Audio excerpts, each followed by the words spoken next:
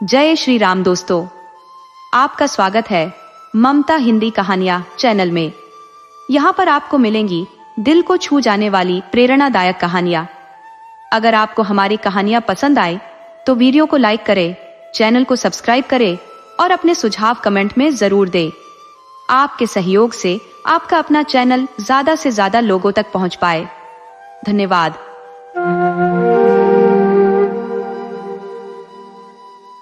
आजकल बड़े शहरों में तो नर्स, दाइयां और लेडी डॉक्टर हर जगह मौजूद है, लेकिन गांव देहात में जच्चा खानों की कमान अभी भी भंगिनों के हाथ में ही है। निकट भविष्य में भी इस व्यवस्था में कोई खास बदलाव की उम्मीद नहीं। बाबू महेश नाथ, जो गांव के जमींदार और पढ़े लिखे थे, इस बात को समझते थे कि जच्चा खानों में सुधार की बहुत जरूरत है, लेकिन इस सुधार की राह में जो अड़चनें थी उनसे पार कैसे पाए। कोई नर्स गांव आने को तैयार नहीं होती थी, और अगर कोई 1000 मिन्नतों के बाद मान भी जाती तो उसकी मांगी हुई फीस इतनी ज्यादा होती कि बाबू महेश नाथ के पास और कोई चारा न रहता सिवाय चुपचाप लौट जाने के। लेडी डॉक्टर को बुलाने का तो सवाल ही नहीं उठता था। उसकी फीस इतनी भारी होती कि शायद आधी जायदाद बेचनी पड़ती। नतीजतन जब 3 बेटियों के बाद चौथा बेटा हुआ तो वही पुराना गूदड़ और उसकी बहू काम आए।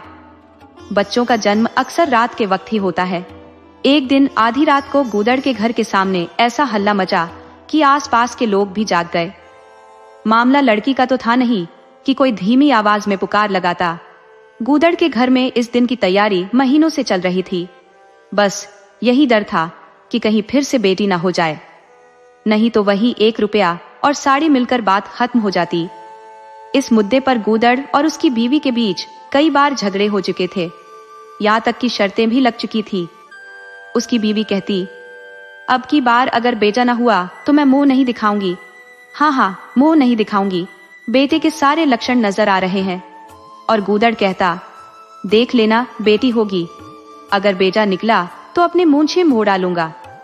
शायद गूदड़ यह सोचता था कि इस तरह बीवी की बेटे की चाहत को बढ़ावा देकर वह किसी तरह बेटे के आने का रास्ता साफ कर देगा। भूंगी चिढ़कर बोली, अब मोच मोड़वा ले गूदड़ मियाँ, कहती थी बेटा होगा। सुनता ही न था, अपनी ही धुन में लगा रहा। आज तेरी मोछे मैं खुद मुड़वाऊंगी, खूंटी पर टांग दूंगी। गूदड़ ने हंसते हुए कहा, अरे मोड़ लेना भली मांस, मोछे क्या फिर से नहीं आएंगी? 2-3 दिन में फिर ज्यों की त्यों हो जाएंगी। लेकिन सुन ले, जो कुछ मिलेगा उसका आधा हिस्सा मैं रख लूंगा, साफ साफ कह देता हूं। भूंगी ने उसे अंगूठा दिखाया और अपने 3 महीने के बच्चे को गूदड़ की गोद में डालकर सिपाही के साथ चल दी। गूदड़ हड़बड़ाकर बोला, अरे सुन तो, कहाँ भागी जा रही है? मुझे भी बधाई बजाने जाना पड़ेगा, इस बच्चे का क्या करूंगा? भूंगी ने दूर से ही पुकारा, उसे वहीं जमीन पर लिटा देना, मैं आकर दूध पिला जाऊंगी। महेश नाथ के घर में भूंगी की सेवा सत्कार में कोई कमी न थी। सुबह उसे हरीरा मिलता, दोपहर को पूरिया और हलवा परोसा जाता, शाम को अलग से कुछ और रात को फिर से दावत होती। गूदड़ को भी भरपेट खाना दिया जाता। भूंगी अपने बच्चे को मुश्किल से दिन में 1-2 बार ही दूध पिला पाती। बच्चे के लिए ऊपर का दूध उपलब्ध था। भूंगी का दूध बाबू साहब का सौभाग्यशाली बालक पीता था। यह सिलसिला 12वें दिन भी नहीं थमा। मालकिन एक स्वस्थ और बलिष्ठ महिला थी, लेकिन इस बार कुछ ऐसा संयोग हुआ कि उनका दूध ही नहीं उतरा। पिछली बार जब उनकी 3 बेटियां हुई थी तो इतना दूध था कि लड़कियों को हजम करने में परेशानी हो जाती थी। अब की बार 1 बूंद भी नहीं। भूंगी अब दाई भी थी और दूध पिलाई भी। मालकिन उससे कहती, भूंगी हमारे बच्चे को पाल दे, फिर जब तक तू जिए आराम से बैठकर खाती रहना। 5 बीघा जमीन माफी में दिलवा दूंगी, तेरे नाती पोते तक सुखी रहेंगे। परंतु भूंगी का अपना लाडला ऊपर का दूध पचाने में असमर्थ था। वह बार बार उल्टी करता और दिन ब दिन दुर्बल होता जा रहा था। भूंगी कहती, बहू जी मोड़न में चूड़े लूंगी, कहे देती हूँ। बहू जी मुस्कुराकर जवाब देती, हाँ चूड़े लेना, क्यों धमकाती है? चांदी के लेंगे या सोने के? वाह बहू जी, चांदी के चूड़े पहनकर किससे नजर मिलाऊंगी और किसकी हंसी होगी? अच्छा सोने के लेना भाई, कह तो दिया। और ब्याह में कंठा लूंगी और चौधरी गूदड़ के लिए हाथों के तोड़े, वह भी लेना, भगवान वह दिन दिखाए। घर में मालकिन के बाद भूंगी का दबदबा था। महरिया, महाराजिन और सभी नौकर चाकर उसकी इज्जत करते थे। खुद मालकिन भी कई बार उससे सहम जाती थी। एक बार तो उसने महेशनाथ को भी डांट दिया था। उन्होंने हंसकर बात टाल दी। बात भंगियों पर चल रही थी। महेशनाथ ने कहा था, दुनिया में चाहे कुछ भी हो जाए, भंगी भंगी ही रहेंगे, उन्हें आदमी बनाना कठिन है। इस पर भूमकी ने तपाक से कहा, मालिक, भंगी तो बड़े बड़ों को आदमी बनाते हैं, उन्हें कौन आदमी बनाएगा। ये दुस्साहस किसी और मौके पर भूंगी के लिए खतरनाक साबित हो सकता था, लेकिन इस बार बाबू साहब ठहाका लगाकर हंस पड़े और बोले, भूंगी, बात बड़े पते की कहती है। भूंगी का यह शासनकाल साल भर से अधिक नहीं चला। देवताओं ने बालक के भंगिन का दूध पीने पर आपत्ति जताई और मोतीराम शास्त्री तो प्रायश्चित्त का प्रस्ताव लेकर खड़े हो गए। दूध तो छुड़ाया जा चुका था, लेकिन प्रायश्चित्त का मामला मजाका का विषय बन गया। महेशनाथ ने दपटते हुए कहा, प्रायश्चित्त की बढ़िया कही शास्त्री जी, कल तक उसी भंगिन के सहारे जिंदा थे और अब वह अछूत हो गई। वाह रे तुम्हारा धर्म। शास्त्री जी ने क्रोधित होकर अपनी शिखा झटकी और बोले, ये तो सत्य है कि कल तक वह भंगिन के रक्त पर जीवित था, मांस खाकर पलता रहा, यह भी सही है, लेकिन कल की बात अलग थी, आज का समय अलग है। जगन्नाथपुरी में छूत अछूत सभी एक साथ भोजन करते हैं, लेकिन यहाँ ऐसा नहीं होता। बीमारी के वक्त हम भी नियम तोड़ देते हैं, कपड़े पहनकर खिचड़ी खा लेते हैं, लेकिन स्वस्थ होने पर तो धर्म का पालन करना ही पड़ता है। आपद धर्म अलग होता है। महेशनाथ ने तीखे स्वर में कहा, तो इसका मतलब यह हुआ कि धर्म समय और परिस्थिति के अनुसार बदलता रहता है। और क्या, राजा का धर्म अलग, प्रजा का धर्म अलग, अमीर का धर्म अलग, गरीब का धर्म अलग। राजे महाराजे जो चाहे खाएं, जिसके साथ चाहे खाएं, जिससे चाहे विवाह करें, उन पर कोई पाबंदी नहीं। समर्थ पुरुष है, पाबंदियां तो सिर्फ आम लोगों के लिए होती है। प्रायश्चित्त तो हुआ नहीं, लेकिन भूंगी को अपनी जगह से हटना पड़ा। हाँ, उसे इतनी दान दक्षिणा मिली कि वह अकेले संभाल नहीं सकी। सोने के चूड़े और 2 नई सुंदर साड़ियां मिली, जो साधारण नहीं थी। लेकिन इसी साल प्लेग ने अपना प्रकोप दिखाया और गूदड़ पहले ही इसकी चपेट में आ गया। भूंगी अकेली रह गई, पर उसकी गृहस्थी जैसे तैसे चलती रही। लोग इंतजार करते रहे कि भूंगी अब गिर जाएगी, किसी भंगी से उसकी बातचीत होगी या फलां चौधरी आएंगे, लेकिन न वह कहीं आई न कहीं गई। 5 साल बीत गए। उसका बेटा मंगल, जो दुर्बल और हमेशा बीमार रहता था, अब दौड़ने फिरने लगा। हालांकि सुरेश के सामने वह छोटा और कमजोर ही लगता था। एक दिन भूंगी महेशनाथ के घर का परनाला साफ कर रही थी। महीनों की गंदगी जमा हो चुकी थी। आंगन में पानी भरने लगा था। वह परनाले में एक लंबा मोटा बांस डालकर जोर से हिला रही थी। तभी अचानक उसने चीख कर हाथ बाहर खींच लिया। उसी क्षण एक काला सांप परनाले से निकलकर भागा। लोगों ने उसे दौड़कर मार तो डाला, लेकिन भूंगी को नहीं बचा सके। पहले लोगों ने इसे पानी का सांप समझा, इसलिए लापरवाही हुई। जब जहर शरीर में फैल गया और उसका असर दिखने लगा, तब पता चला कि वह पानी का नहीं, बल्कि गेहूं सांप था। मंगल अब अनाथ हो चुका था। दिन भर वो महेश बाबू के दरवाजे के इर्द गिर्द मंडराता रहता। घर में बची खुची जूठन इतनी होती थी कि उससे 4-5 बच्चे आसानी से पल सकते थे। खाने की तो कोई कमी नहीं थी, लेकिन उसे तब बहुत बुरा लगता जब उसे मिट्टी के कटोरों में खाना दिया जाता। बाकी सभी लोग अच्छे बर्तनों में खाते थे और उसके लिए केवल मिट्टी के कटोरे ही बचते। हालांकि उसे इस भेदभाव का सीधा ज्ञान नहीं था, पर गांव के बच्चे उसे ताने देकर उसका मजाक उड़ाते। कोई भी उसे अपने साथ खेलने के लिए नहीं बुलाता था। यहाँ तक कि जिस टाट पर वह सोता था, उसे भी लोग अछूत मानते थे। मकान के सामने एक नीम का पेड़ था और उसी के नीचे मंगल का बसेरा था। एक फटा पुराना टाट, 2 मिट्टी के कटोरे और सुरेश बाबू की उतारण में मिली एक धोती, यही उसकी सारी संपत्ति थी। चाहे जाड़ा हो, तपती गर्मी या झमाझम बारिश, उसकी वही जगह उसके लिए हमेशा एक जैसी थी। पर किस्मत का धनी मंगल लू की तपीश, खड़खड़ाती सर्दी और मूसलाधार बरसात में भी न केवल जिंदा था, बल्कि पहले से ज्यादा तंदुरुस्त लग रहा था। उसका एकमात्र साथी गांव का एक कुत्ता था, जो अपने साथियों के अत्याचारों से तंग आकर मंगल की संगत में आ गया था। दोनों एक साथ खाना खाते, एक ही टाट पर सोते और उनकी सोच भी जैसे एक जैसी हो गई थी। दोनों ने एक दूसरे को इतना समझ लिया था कि आपस में कभी झगड़ा नहीं होता। गांव के धार्मिक लोग बाबू साहब की इस दरियादिली पर हैरान थे।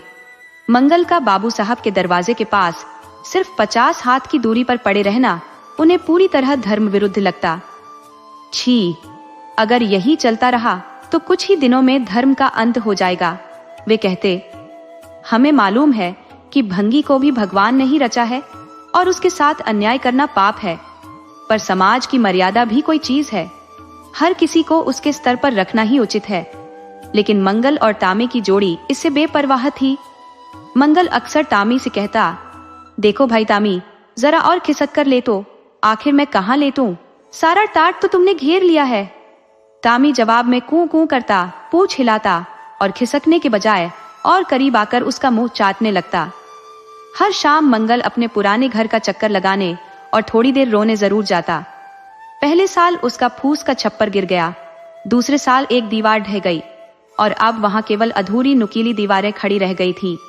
यही टूटे फूटे घरौंदे को वह अपना एकमात्र अपनापन मानता था।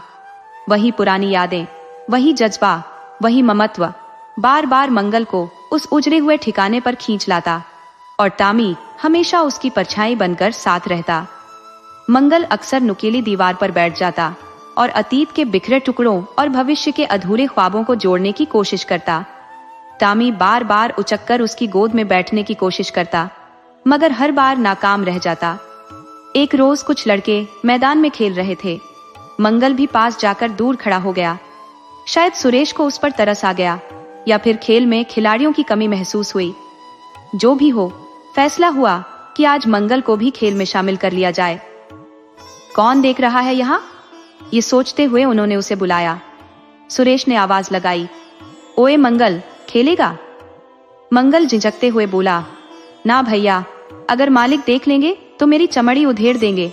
तुम्हें क्या, तुम तो बच निकलोगे। सुरेश ने कहा, अरे यहाँ कौन आता है देखने? चल, हम सवार सवार खेलेंगे। तू घोड़ा बनेगा, हम तेरे ऊपर सवारी करेंगे। मंगल ने शंका जताई, मैं सिर्फ घोड़ा ही रहूंगा या कभी सवारी भी करूंगा? पहले ये साफ कर लो। ये सवाल अप्रत्याशित था, किसी ने इस पर सोचा ही नहीं था। सुरेश थोड़ी देर सोचकर बोला, तुझे कौन अपनी पीठ पर बिठाएगा? तू भंगी है कि नहीं?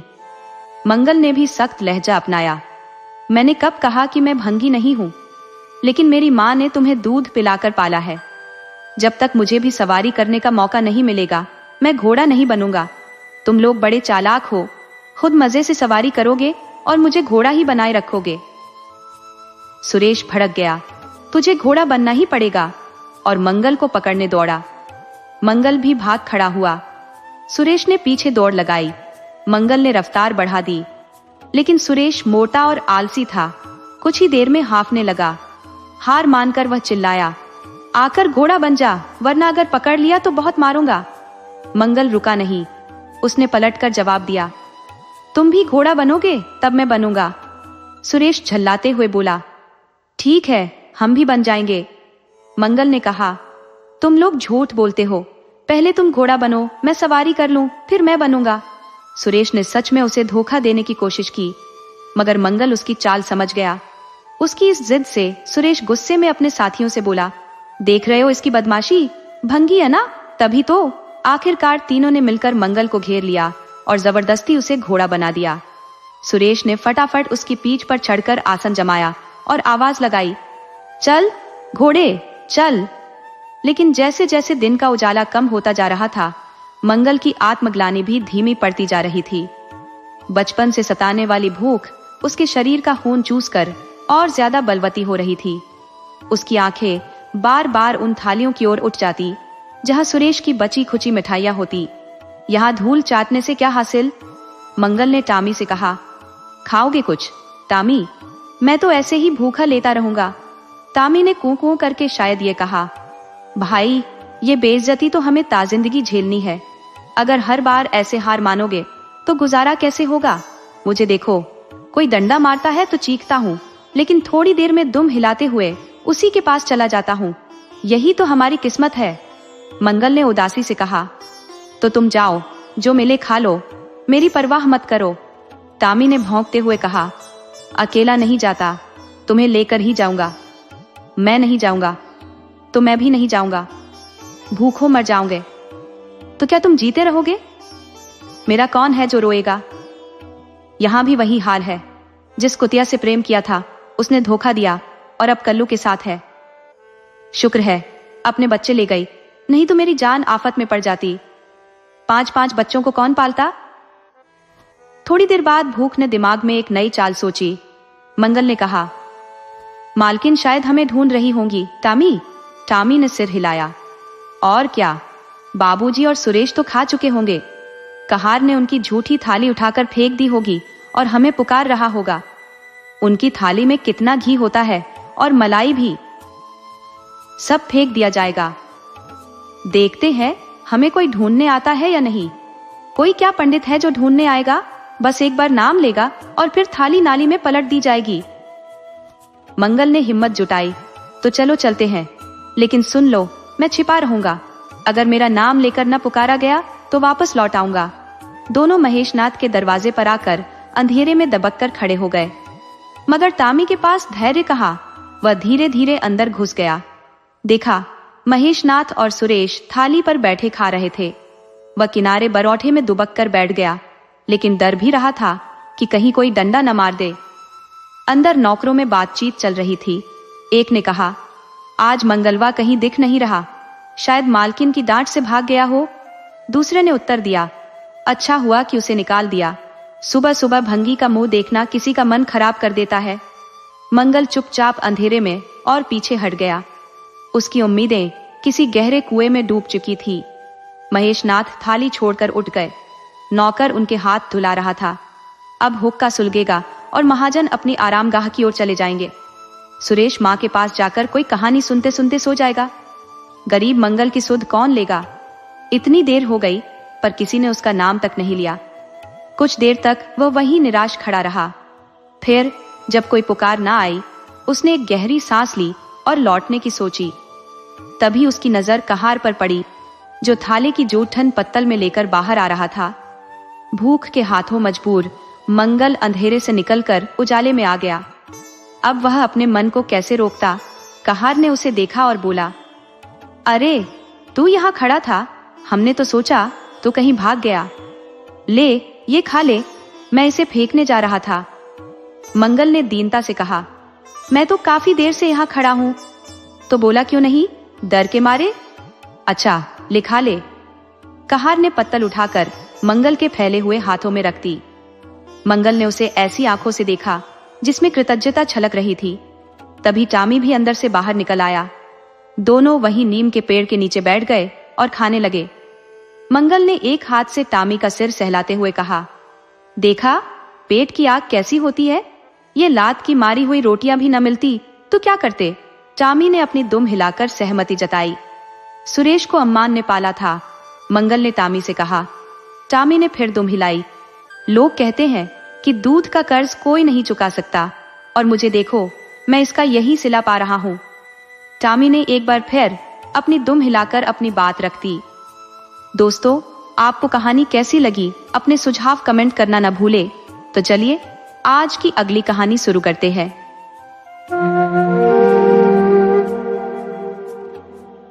जिन साहसी तुर्कों के प्रचंड पराक्रम से ईसाई जगत थर्राता था, आज वही तुर्की रक्त कुस्तुनतुनिया की गलियों में बहकर इतिहास की स्याही लिख रहा है। वही कुस्तुनतुनिया जो एक शताब्दी पूर्व तुर्कों की दहशत से सहमा हुआ था, आज उन्हीं के रक्त में अपनी सुलगती पीड़ा की ठंडक ढूंढ रहा है। तुर्की सेना का सेनापति अपने 1 लाख सैनिकों के साथ तैमूर की तलवार के सामने अपने भाग्य का न्याय सुनने खड़ा है। तैमूर ने अपनी विजयी दृष्टि उठाई और यजदानी की ओर ऐसे देखा जैसे कोई सिंह अपने शिकार को देखता है। वह गरजता हुआ बोला, क्या चाहते हो, जीवन या मृत्यु? यजदानी ने अपराजित गर्व के साथ सिर उठाया और कहा, यदि सम्मान के साथ जीवन मिले तो जीवन, अन्यथा मृत्यु स्वीकार है। तैमूर का क्रोध जैसे ज्वालामुखी बनकर फट पड़ा। जिसने अब तक बड़े बड़े गर्वीले राजाओं को झुकाया था, वह इस उत्तर को सहन नहीं कर सकता था। 1,00,000 जिंदगियां उसकी मुट्ठी में थी, जिन्हें वह पल भर में कुचल सकता था। और इस पर ऐसा गर्व, सम्मानित जीवन की बात। तैमूर की दृष्टि में इसका यही अर्थ था कि गरीबों का जीवन फिर से अमीरों के ऐश्वर्य और विलासिता पर बलिदान किया जाए।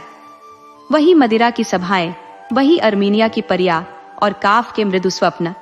नहीं, तैमूर ने खलीफा बायजीद के अभिमान को इसी उद्देश्य से चूर नहीं किया था कि तुर्क फिर से अपनी मदान स्वतंत्रता के नाम पर इस्लाम का अपमान करें। यदि उसे यही करना होता तो इतने रक्तपात की आवश्यकता ही क्यों पड़ती? मानव रक्त का प्रवाह संगीत नहीं, बल्कि एक भयावह दृश्य है जिससे आंखें भी मोह मोड़ लेती हैं। तैमूर कोई हिंस्र पशु नहीं था जो इस दृश्य को देखने के लिए अपना जीवन दांव पर लगाता। वह तिरस्कार से भरे स्वर में बोला, जिसे तुम सम्मानित जीवन कहते हो, वह दरअसल पाप और जहन्नुम की जिंदगी है। यजदानी जानता था कि तैमूर से दया या क्षमा की कोई उम्मीद रखना व्यर्थ है। उसकी और उसके सैनिकों की जान किसी भी हाल में नहीं बच सकती। फिर क्यों न वह अपनी अंतिम घृणा प्रकट कर दे। उसने एक बार कातर दृष्टि से उस युवा योद्धा की ओर देखा जो उसके पीछे खड़ा था। वह अपनी जवानी को जैसे किसी लगाम से रोक रहा था, लेकिन उसके इस्पाती शरीर से अतुलित क्रोध की चिंगारियां फूट रही थी। यजदानी ने उस युवा की सूरत देखी और जैसे अपनी तलवार म्यान में कर ली।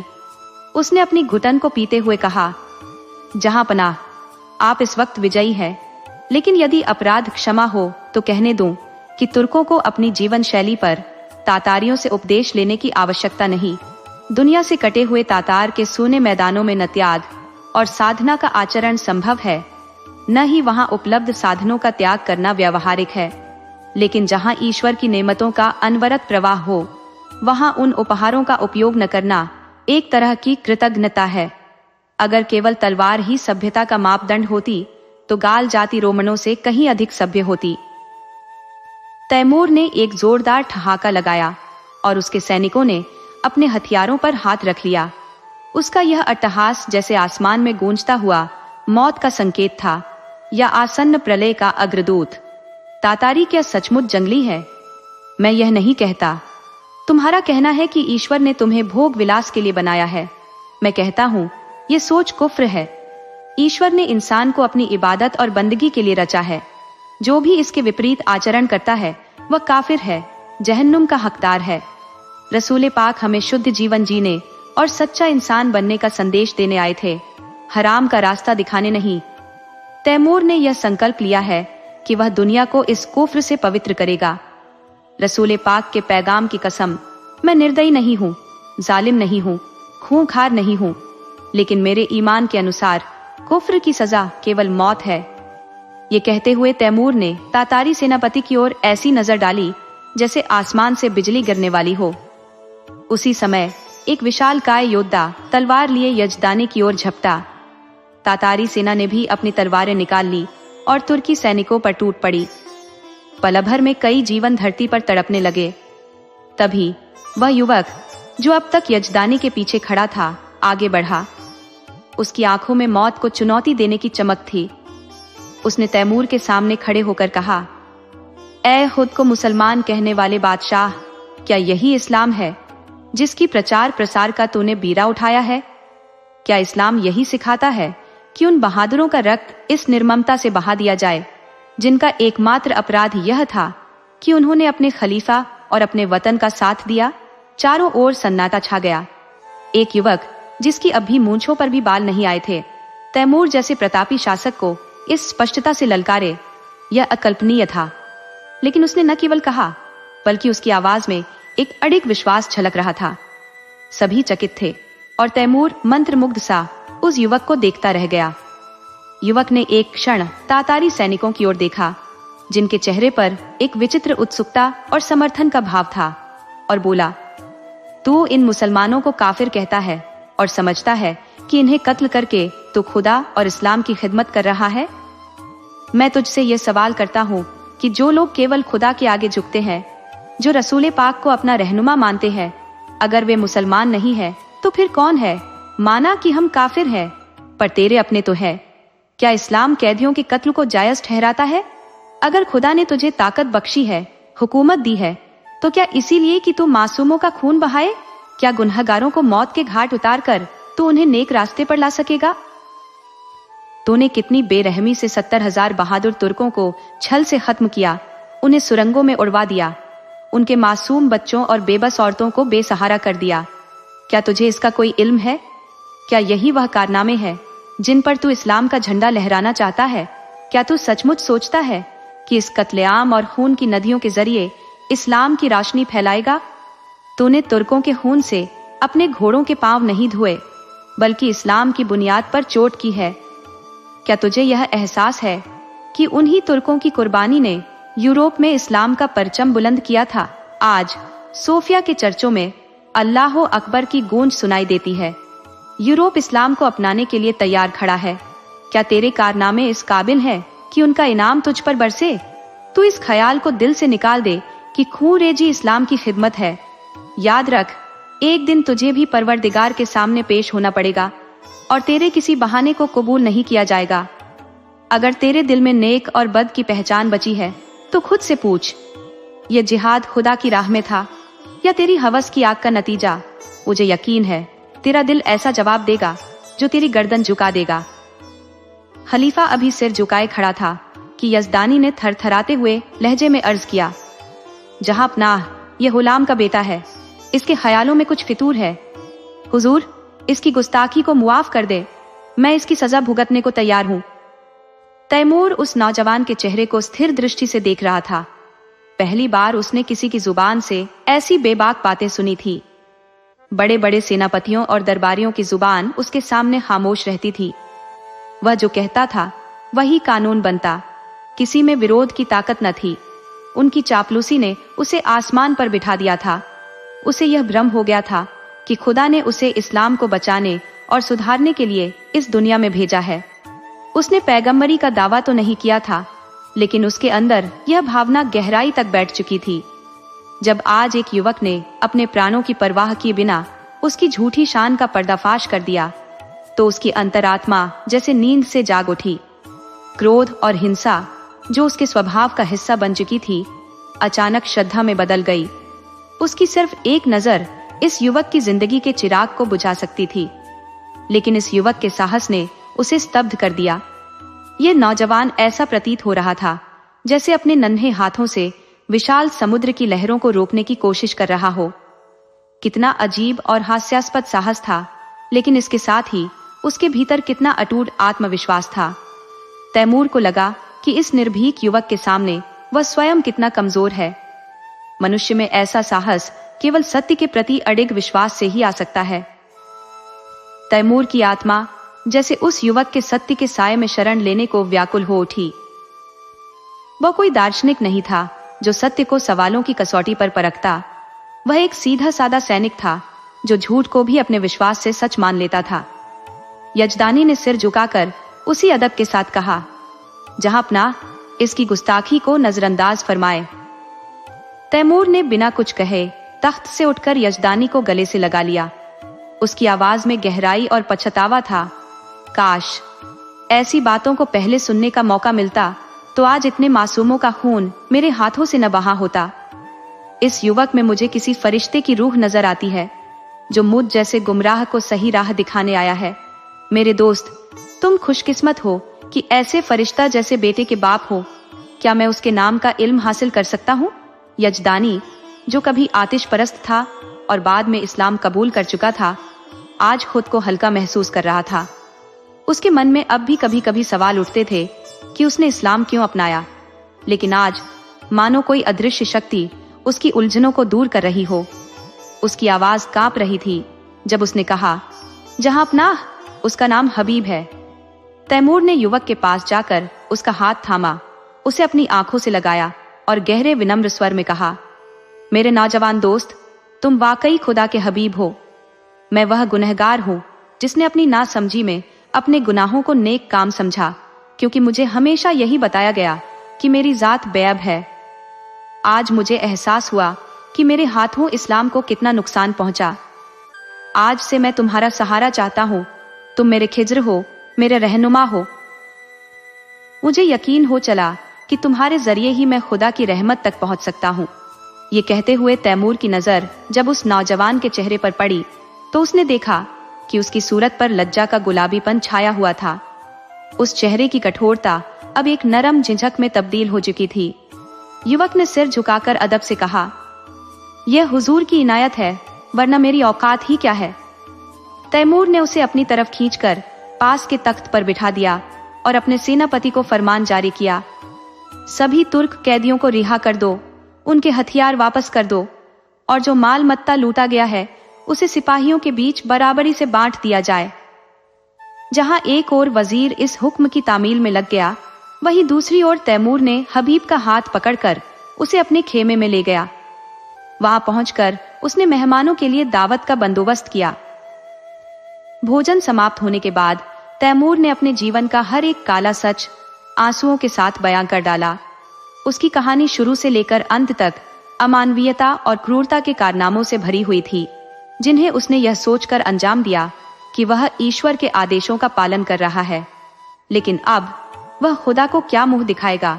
उसकी हिचकियां बंध गई और आंसुओं से भीगी आवाज में उसने हबीब से कहा, मेरे जवान दोस्त, अब मेरी नया को सिर्फ आप ही पार लगा सकते हैं। आपने मुझे राह दिखाई है तो अब मंजिल तक पहुंचाइए। मेरी बादशाहत को आप ही संभाल सकते हैं। मुझे समझ आ गया है कि मैं इसे बर्बादी की तरफ ले जा रहा था। खुदा के वास्ते मेरी यह इल्तजा कबूल कर लीजिए, वरना मैं कहीं का नहीं रहूंगा।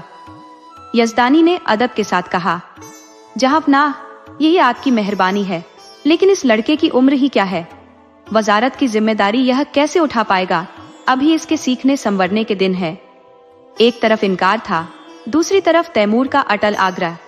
यजदानी मना तो कर रहे थे, लेकिन उनके दिल में फख्र भी हो रहा था। मूसा आग लेने गए थे, पैगंबरी मिल गई। मौत के साए में जा रहे थे, वजारत मिल गई। लेकिन एक शंका उनके मन में गहरी होती जा रही थी। तैमूर जैसे अस्थिर स्वभाव वाले इंसान का क्या ठिकाना। आज खुश होकर वजारत दे रहे हैं, कल नाराज होकर सिर कलम भी कर सकते हैं।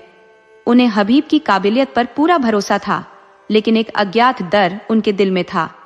पराये मुल्क में क्या हालात बने ये कौन जानता है। दरबार की साजिशों का कोई ठिकाना नहीं। हबीब नेक है, होशियार है और मौके की नजाकत समझता है, लेकिन वह अनुभव कहां से लाएगा जो उम्र के साथ आता है। यजदानी ने इस बारे में सोचने के लिए एक दिन की मोहलत मांगी और रुखसत हो गए। हबीब यजदानी का बेटा नहीं बल्कि बेटी थी। उसका नाम उम्मतुल हबीब था। जब यजदानी और उनकी पत्नी ने इस्लाम कबूल किया, उस वक्त हबीब महज 12 साल की थी, लेकिन खुदा ने उसे सिर्फ बुद्धि और समझ नहीं बल्कि सोचने समझने की आजादी भी दी थी। वह किसी भी बात को तब तक नहीं मानती थी जब तक उसे खुद परख न ले। माँ बाप के धर्म परिवर्तन से वह थोड़ी परेशान जरूर हुई, मगर उसने तय किया कि बिना इस्लाम और अपने धर्म का गहराई से अध्ययन किए वह कुछ नहीं करेगी। यजदानी और उनकी पत्नी ने भी उस पर किसी तरह का दबाव नहीं डाला।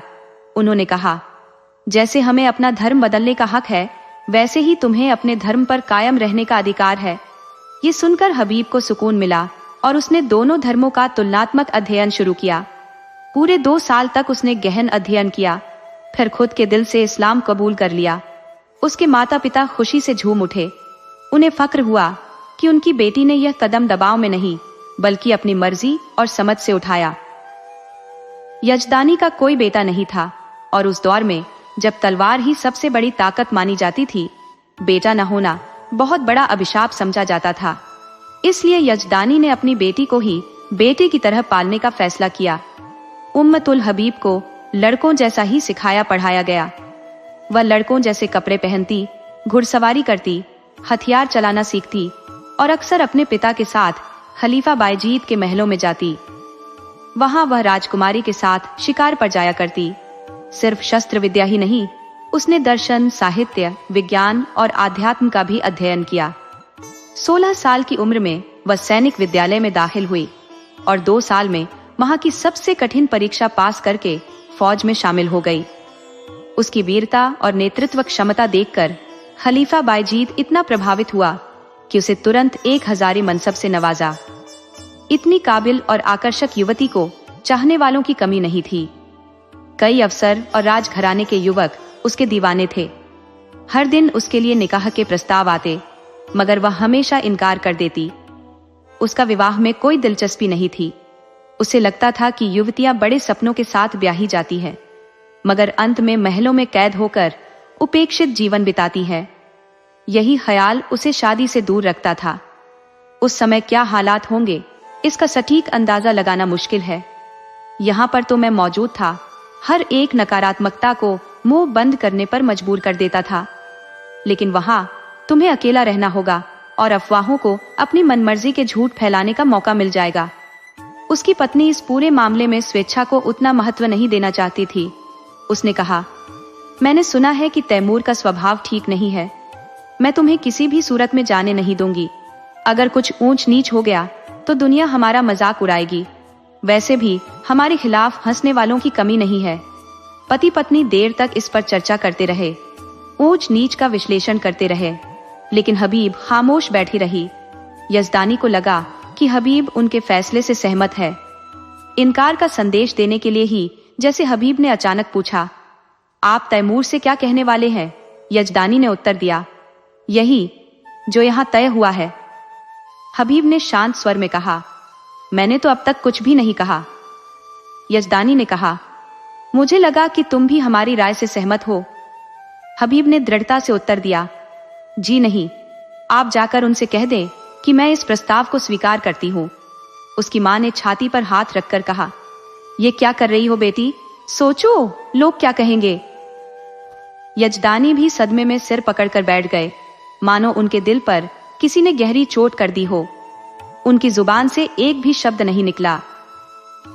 हबीब ने चेहरे पर दृढ़ता लाते हुए कहा, अम्मी जान, मैं आपके आदेश को ठुकराना नहीं चाहती। आपके पास पूरा अधिकार है कि आप मुझे जाने दें या न दें, लेकिन यह मौका मेरे जीवन में शायद दोबारा न आए। इस अवसर को खोने का गम मुझे ताउम्र रहेगा। मुझे यकीन है कि मैं अमीर तैमूर को अपनी ईमानदारी, निष्पक्षता और वफादारी से इंसानियत की राह पर ला सकती हूँ। शायद उसके हाथों निर्दोषों का कत्लेआम रुक जाए। वह साहसी है, लेकिन बेरहम नहीं। कोई सच्चा साहसी इंसान बेरहम नहीं हो सकता। उसने अब तक जो किया वह धर्म के अंधे जुनून में किया, लेकिन आज खुदा ने मुझे मौका दिया है कि मैं उसे दिखा सकूं कि असली धर्म खिदमत का नाम है, न कि कत्लेआम और लूट का। मुझे खुद की सुरक्षा का कोई डर नहीं है। मैं अपनी हिफाजत खुद कर सकती हूँ। और मान लीजिए कि मैं नाकाम भी हो जाऊं, तो क्या सच और इंसाफ के लिए कुर्बान हो जाना जिंदगी की सबसे बड़ी जीत नहीं है? मैंने अब तक जो उसूल अपनाए हैं, उन्होंने कभी मुझे धोखा नहीं दिया, और उन्हीं उसूलों की बदौलत आज मुझे वह सम्मान मिला है जो बड़े बड़ों के लिए सिर्फ एक सपना होता है। मेरे भरोसेमंद मित्र कभी भी मुझे धोखा नहीं देंगे। अगर तैमूर को मेरी सच्चाई का एहसास हो भी जाए तो क्या फर्क पड़ता है? मेरी तलवार मेरी सुरक्षा के लिए काफी है।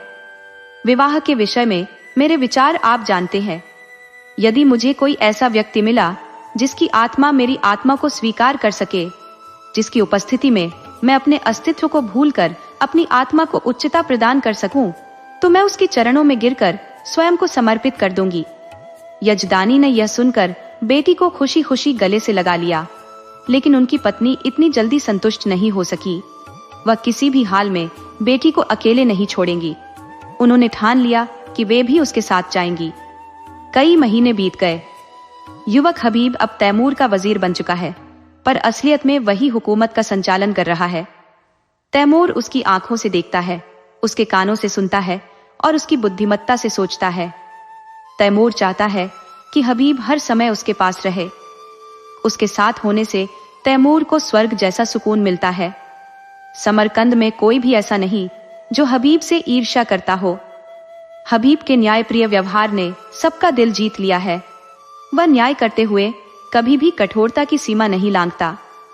जिनके मामलों में उसके फैसले कठोर भी होते हैं, वे भी उसकी ईमानदारी के कायल रहते हैं। शाम का वक्त था। दरबार के सारे कर्मचारी अपने अपने घर लौट चुके थे। क्षमादान में मोमबत्तियां जल रही थी और अगरबत्ती की खुशबू से पूरा दीवान खाना महक रहा था। हबीब उठने ही वाला था कि चौबदार ने आकर खबर दी, हुजूर जहां अपना तशरीफ ला रहे हैं। यह खबर सुनकर हबीब के चेहरे पर खुशी का कोई भाव नहीं आया। वह अन्य मंत्रियों की तरह तैमूर की संगत का भूखा नहीं था। हबीब हमेशा तैमूर से दूरी बनाए रखने की कोशिश करता। उसने कभी शाही दस्तरखान पर भोजन नहीं किया था, न ही तैमूर की महफिलों में शामिल होता। उसे सुकून केवल तब मिलता जब वह अपनी माँ के पास जाकर दिन भर का हाल सुनाता और वह अपनी सहमति की मोहर उस पर लगा देती। हबीब दरवाजे पर जाकर तैमूर का स्वागत करता है। तैमूर मसनद पर बैठते हुए कहता है, मुझे ताज्जुब होता है कि तुम अपनी जवानी में सूफियों जैसी जिंदगी कैसे बसर करते हो हबीब। खुदा ने तुम्हें ऐसा रूप लावण्य दिया है कि सबसे हसीन औरतें भी तुम्हारी आशिक बनने को अपना सौभाग्य समझेंगी।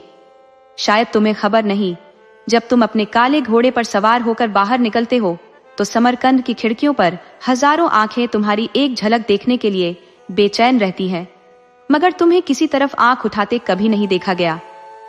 मेरा रब जानता है मैं कितनी शिद्दत से यह चाहता हूँ कि तुम्हारे पद चिन्हों के सांचे में अपने कदम रख सकूं, परंतु यह संसार मेरी गर्दन पर शिकंजा कसे रहता है।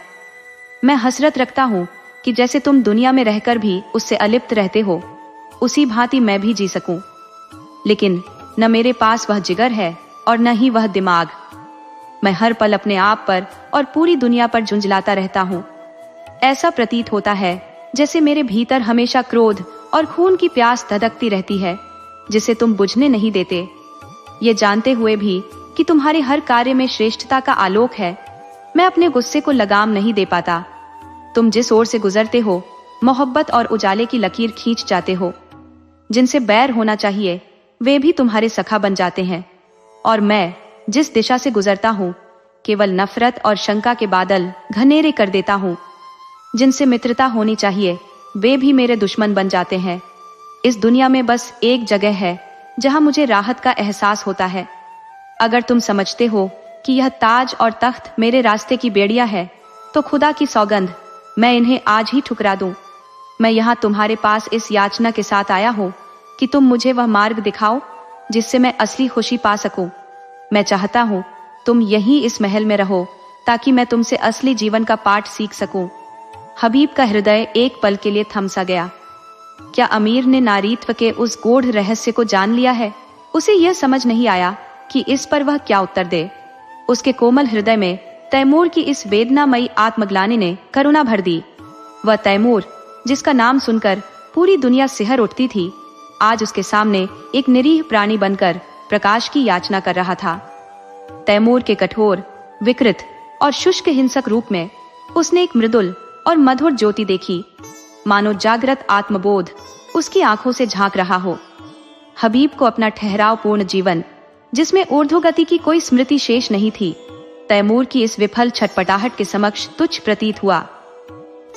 उसने संजीवित स्वर में कहा, हुजूर, इस गुलाम की इतनी बेशकीमती इज्जत करना मेरी खुशकिस्मती है, मगर मेरा इस शाही महल में ठहरना उचित नहीं है। तैमूर ने सवाल किया। क्यों? हबीब ने कहा, जहां दौलत हद से ज्यादा हो वहां लूटपाट का साया रहता है, और जहां इज्जत हद से ज्यादा हो वहां दुश्मनी के कांटे उगते हैं। तैमूर ने विस्मय से पूछा, क्या तुम्हारा भी कोई दुश्मन हो सकता है? हबीब ने मुस्कुराते हुए कहा, मैं खुद ही अपना सबसे बड़ा दुश्मन बन जाऊंगा। इंसान का सबसे बड़ा शत्रु उसका अहंकार है। तैमूर को ऐसा लगा जैसे कोई अनमोल रत्न उसके हाथ लग गया हो। मन ही मन उसने आदमी का सबसे बड़ा दुश्मन गरूर है वाले वाक्य को दोहराया और कहा, हबीब, तुम कभी मेरे काबू में नहीं आ सकते। तुम वह परिंदा हो जो सिर्फ आसमान में उड़ने के लिए बना है। अगर तुम्हें सोने के पिंजरे में भी रख दूं तो भी तुम फड़फड़ाते रहोगे। खैर, खुदा हाफिज। ये कहकर तैमूर तुरंत अपने महल की ओर चल पड़ा, जैसे उस रत्न को किसी सुरक्षित जगह रख देना चाहता हो।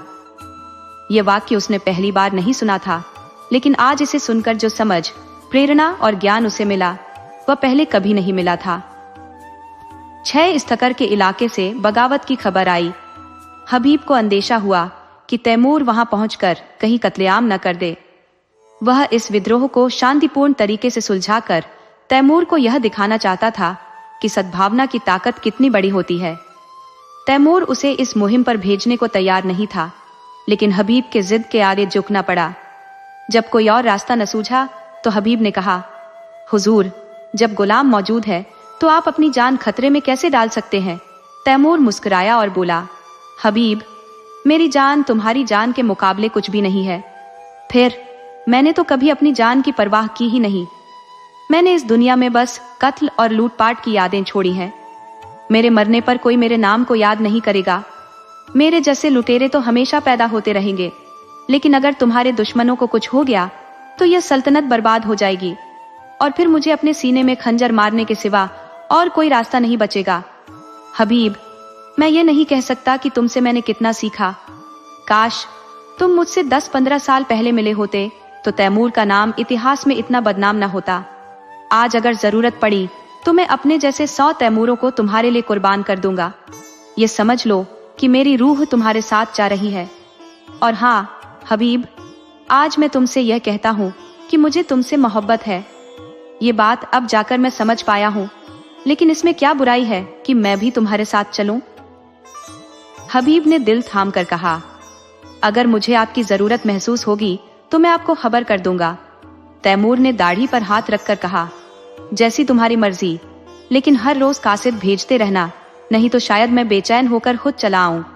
तैमूर ने बड़े प्यार से हबीब के सफर की तैयारियां की। तरह तरह की आरामदायक और जरूरी चीजें उसके लिए जमा की। कोहिस्तान के इलाके में ऐसी सुविधाएं कहाँ मिलेंगी। तैमूर इतनी लगन से जुटा हुआ था जैसे कोई माँ अपनी बेटी को ससुराल भेजने की तैयारी कर रही हो। जिस समय हबीब फौज के साथ रवाना हुआ, पूरा समरकंद उसकी विदाई में उमड़ पड़ा था। तैमूर अपने तख्त पर सिर झुकाए बैठा था, आंखों पर रुमाल रखा हुआ, जैसे कोई घायल पक्षी दर्द से बेहाल हो। इस थक्खर का इलाका अरमनी ईसाइयों का था। मुसलमानों ने उन्हें हराकर वहां अपनी हुकूमत कायम की थी और ऐसे सख्त नियम बना दिए थे जिनसे ईसाइयों को हर पल अपनी अधीनता का एहसास होता रहे। पहला नियम था जजिया, जिसे हर ईसाई को अदा करना पड़ता था, जबकि मुसलमान इससे मुक्त थे। दूसरा नियम था कि गिरजाघरों में घंटा नहीं बज सकता। और तीसरा नियम शराब पर रोक का था, जिसे मुसलमान हराम मानते थे। ईसाइयों ने इन बंधनों का विरोध किया और जब अधिकारियों ने ताकत का इस्तेमाल किया तो उन्होंने बगावत कर दी। उन्होंने मुसलमान सूबेदार को बंदी बना लिया और किले पर सलीबी झंडा फहरा दिया। हबीब को इस तखर में आए 2 दिन हो गए थे, लेकिन समस्या का हल उसे समझ नहीं आ रहा था। उसका दिल कहता था कि इन बंदिशों का कोई औचित्य नहीं, हर धर्म को बराबरी का सम्मान मिलना चाहिए। लेकिन वह जानता था कि मुसलमान इन पाबंदियों को हटाने पर राजी नहीं होंगे, और अगर वे मान भी गए तो तैमूर कभी इसकी इजाजत नहीं देगा। तैमूर में थोड़ा बदलाव तो आया है, लेकिन इन नियमों को खत्म करना उसके लिए नामुमकिन था। क्या वह ईसाइयों को उनकी धार्मिक आजादी के लिए सजा दे, जिसे वह सही मानता है, उसके खिलाफ कैसे जा सकता है? उसे सत्य का साथ देना होगा, चाहे नतीजा कुछ भी हो। वह जानता था कि अमीर को यह सब नागवार गुजरेगा, लेकिन उसे परवाह नहीं थी। अगली सुबह हबीब ने ऐलान करवाया, जजिया खत्म किया जाता है, शराब और घंटों पर अब कोई रोक नहीं होगी। ये सुनते ही मुसलमानों के बीच खलबली मच गई। लोग इसे कुफ्र और इस्लाम के खिलाफ करार देने लगे। तैमूर ने जिस इस्लाम की हिफाजत के लिए खून बहाया था, उसकी जड़ें अब उसके अपने वजीर हबीब पाशा के फैसले से हिल रही थी। स्थिति पलट गई। शाही फौज मुसलमानों के पक्ष में हो गई। हबीब ने इस्तखर के किले में शरण ली। अब मुसलमानों की ताकत दोगुनी हो गई थी। उन्होंने किले को घेर लिया और तैमूर को यह खबर देने के लिए कासिद भेजा कि हबीब ने बगावत कर दी है। रात आधी बीत चुकी थी। तैमूर को 2 दिन से इस्तखर की कोई खबर नहीं मिली थी। उसका मन शंकाओं से भर गया। उसे पछतावा हो रहा था कि उसने हबीब को अकेला क्यों भेजा। मान लिया कि हबीब बड़ा ही दूरदर्शी और नीति कुशल है, लेकिन अगर बगावत ने जोर पकड़ लिया तो वह गिनती के चंद सिपाहियों के साथ क्या कर पाएगा। और ये तय है कि बगावत तो जरूर जोर पकड़ेगी। वहां की ईसाई बड़े ही जिद्दी और जुझारू मिजाज के हैं। जब उन्हें भनक लगेगी कि तैमूर की तलवार अब सिर्फ शोभा की चीज बनकर रह गई है और उसे महलों की नर्म गर्म जिंदगी ही भाने लगी है, तो उनकी हिम्मत आसमान छूने लगेगी। अगर हबीब कहीं दुश्मनों के बीच घिर गया तो यह आफत से कम न होगा। तैमूर ने झल्लाकर अपने माथे पर हाथ मारा और करवट बदलते हुए खुद पर नाराजगी जाहिर की। आखिर वह इतना बेचैन और हिम्मतहीन क्यों महसूस कर रहा था? क्या उसका वही पुराना पराक्रम, वह तेज तर्रार शौर्य उससे छिन गया? जो नाम सुनते ही दुश्मनों के दिल दहल जाते थे, आज वही तैमूर अपने महलों की चारदीवारी में छिपा बैठा है। दुनिया यही समझेगी कि वह अब मैदान का शेर नहीं रहा, बल्कि कालीन पर आराम फरमाने वाला शेर बन गया है। हबीब तो फरिश्ता है, उसे इंसानी फितरत की खोट और चालाकियों की समझ कहाँ। वह दया, सच्चाई और निस्वार्थता का प्रतीक है, लेकिन उसे नहीं पता कि इंसान कभी कभी कितना क्रूर और शैतानी प्रवृत्ति का हो सकता है। शांति के दिनों में ये आदर्श बातें समाज और राष्ट्र को प्रगति की राह पर ले जाती है, लेकिन जंग के समय जब नफरत और हिंसा का तूफान उठता है, तब इन आदर्शों के लिए कोई जगह नहीं होती। जंग का कानून अलग है और अमन का अलग। तभी दरबार का चौबदार खबर लेकर आया कि इस तख्तर से एक कासिद ताज़ाद खबर लेकर पहुंचा है। कासिद ने तैमूर के सामने झुककर जमीन चूमी और ससम्मान किनारे खड़ा हो गया। तैमूर का रौब ऐसा गहरा था कि कासिद वह सब कुछ भूल गया जो वह बताने आया था। तैमूर ने त्योरियां चढ़ाकर गरजते हुए कहा, क्या खबर लाया है? 3 दिन बाद आया भी तो इतनी रात गए। कासिद ने फिर जमीन को चूमते हुए कहा, हुजूर, वजीर साहब ने जजिया खत्म करने का हुक्म दे दिया है। तैमूर का गुस्सा आसमान छूने लगा। क्या कहा? जजिया माफ कर दिया गया? किसने? वजीर साहब ने हुजूर। किसके आदेश से? अपने ही आदेश से मालिक। हूं? और हुजूर, शराब पर लगी पाबंदी भी खत्म कर दी गई है। हूं? और गिरजाघरों में घंटे बजाने की इजाजत भी दे दी गई है। हूं? और खुदाबंद, ईसाइयों ने मुसलमानों पर हमला भी कर दिया है। तो मैं क्या करूं? हुजूर, आप हमारे मालिक हैं। अगर आपने हमारी मदद न की तो वहां एक भी मुसलमान जिंदा नहीं बचेगा। हबीब पाशा इस वक्त कहाँ है? वह इस तखर के किले में है हुजूर। और मुसलमान क्या कर रहे हैं? हमने ईसाइयों को किले में घेर रखा है हुजूर। उन्हीं के साथ हबीब भी? हाँ हुजूर, वह आपसे बगावत कर चुके हैं और इसी वजह से मेरे वफादार मुसलमानों ने उन्हें कैद कर लिया है। जी हुजूर, हो सकता है मेरे पहुंचने तक उन्हें कत्ल कर दिया जाए। ये बदतमीज, नीच, हट जा मेरी नजरों से। लोग ये सोचते हैं कि हबीब मेरा नौकर है और मैं उसका मालिक। ये उनकी सबसे बड़ी गलतफहमी है। सच्चाई ये है कि इस सल्तनत का असली वारिस हबीब है और तैमूर उसका अदना सा सेवक। उसके किसी फैसले में मैं दखल देने का हकदार नहीं हूँ। जजिया माफ होना चाहिए, इसमें कोई दो राय नहीं। मुझे ये हक कतई नहीं कि किसी और मजहब वाले से उनके ईमान की कीमत वसूल करूं। अगर मस्जिद में अजान गूंज सकती है तो गिरजाघर में घंटा क्यों नहीं बज सकता? घंटा बजाने की आवाज में कोई कुफ्र नहीं। असली काफिर वह है जो दूसरों का हक छीन ले, गरीबों पर जुर्म करे, धोखेबाज हो, खुदगर्ज हो। वह इंसान काफिर नहीं हो सकता जो मिट्टी के एक टुकड़े में खुदा का नूर देखता है या जो नदियों, पहाड़ों, दरख्तों में खुदा की झलक पाता है। वह खुदा का दीवाना हमसे कहीं ज्यादा है जो उसे मस्जिदों की चारदीवारी में कैद समझते हैं। क्या तुम्हें लगता है कि मैं कुफ्र की बातें कर रहा हूँ? असल में किसी और को काफिर मानना ही सबसे बड़ा कुफ्र है। हम सब खुदा के बनाए हुए हैं, उसके बंदे हैं। अब जाओ और उन बागी मुसलमानों को जाकर कह दो कि अगर तुरंत घेरा नहीं हटाया गया तो तैमूर कयामत बनकर आ पहुंचेगा। कासिद स्तब्ध खड़ा था कि तभी बाहर खतरे का बिगुल गूंज उठा। तैमूर की फौजें जंग के सफर की तैयारियों में जुट गईं। तीसरे दिन जब तैमूर इस्तखर पहुंचा तो किले का घेरा हट चुका था। किले की तोपों ने उसका स्वागत किया। हबीब ने सोचा कि तैमूर ईसाइयों को सजा देने आया है। ईसाई सहमे हुए थे, लेकिन हबीब मुकाबले के लिए तैयार था। अगर ईसाइयों के अधिकारों की रक्षा में जान भी चली जाए तो कोई चिंता नहीं। इस मुद्दे पर कोई समझौता संभव नहीं था। अगर तैमूर तलवार के बल पर बात करना चाहता है तो उसका जवाब भी तलवार से ही दिया जाएगा। मगर यह क्या? शाही फौज सफेद झंडा दिखा रही थी। तैमूर लड़ने नहीं, सुलह करने आया था। हबीब और ईसाई सरदार किले के बाहर आए। तैमूर अकेले घोड़े पर सवार शांति का प्रतीक बनकर आगे बढ़ा। हबीब ने घोड़े से उतरकर आदाब किया। तैमूर भी घोड़े से उतर गया। हबीब का माथा चूमा और बोला, मैं सब कुछ सुन चुका हूँ हबीब। तुमने वही किया जो तुम्हारे सिवा कोई और नहीं कर सकता था। मुझे न जजिया वसूलने का हक था और न ही ईसाइयों के मजहबी अधिकार छीनने का। तुमने सही किया। आज दरबार में मैं इन सारी बातों की पुष्टि करूंगा और फिर एक ऐसी योजना पेश करूंगा जो कई दिनों से मेरे मन में है। मुझे उम्मीद है कि तुम उसे न सिर्फ मानोगे बल्कि मानना तुम्हारी मजबूरी होगी। हबीब का चेहरा फीका पड़ गया। कहीं सच्चाई उजागर तो नहीं हो गई? यह कौन सी योजना है? उसके दिल में उथल पुथल मच गई। तैमूर ने हल्के से मुस्कुराकर पूछा, तो तुम मुझसे टक्कर लेने को तैयार थे? हबीब ने झिझकते हुए जवाब दिया, हक के सामने अमीर तैमूर की भी कोई अहमियत नहीं। बिल्कुल सही, तुम्हारे भीतर फरिश्तों की मासूमियत और शेरों की हिम्मत दोनों है। लेकिन अफसोस, तुमने यह सोच भी कैसे लिया कि तैमूर तुम्हारे फैसले को पलट सकता है?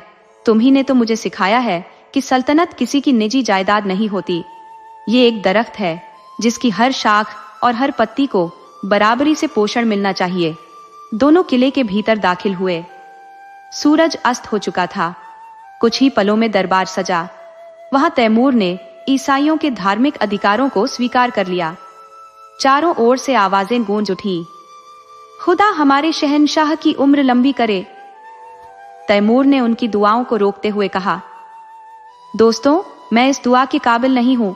जो चीज मैंने आपसे जबरदस्ती छीन ली थी उसे लौटाकर मैं कोई एहसान नहीं कर रहा, बल्कि सच्चाई तो यह है कि आप मुझे कोसे कि मैंने इतने दिनों तक आपको आपके हक से वंचित रखा। फिर चारों ओर से गूंज उठा, मरहबा मरहबा। तैमूर ने आगे कहा, दोस्तों, आपके हकों के साथ साथ मैं आपकी सल्तनत भी आपको लौटा रहा हूं। खुदा की नजर में हर इंसान बराबर है। किसी भी कौम या शख्स को दूसरी कौम पर हुकूमत करने का हक नहीं है। आज से आप खुद अपने बादशाह हैं। मुझे भरोसा है कि आप भी मुस्लिम आबादी को उनके हकों से महरूम नहीं करेंगे। लेकिन अगर कभी ऐसा वक्त आया कि कोई जालिम कौम आपकी आजादी छीनने की कोशिश करे तो तैमूर हमेशा आपकी मदद के लिए खड़ा मिलेगा। किले का जश्न अब समाप्त हो चुका था। उमरा और अधिकारी विदा ले चुके थे। दीवाने खास में अब केवल तैमूर और हबीब ही बचे थे। हबीब के चेहरे पर आज एक ऐसी मुस्कान थी जो आम तौर पर उसकी गंभीरता के पीछे छिपी रहती थी। उसके गालों पर एक अनोखी लालिमा थी, आंखों में चमक और पूरे शरीर में उत्साह। ऐसा रूप आज से पहले कभी नहीं देखा गया था। वह तैमूर से कई बार मजाक कर चुकी थी, कई बार हंसी ठिठोली कर चुकी थी। उसकी युवावस्था की मासूमियत, पद और अधिकार की सारी औपचारिकताओं को भूल उसकी बातों में झलकती रहती थी। अचानक तैमूर ने कहा, हबीब, मैंने हमेशा तुम्हारी हर बात मानी है।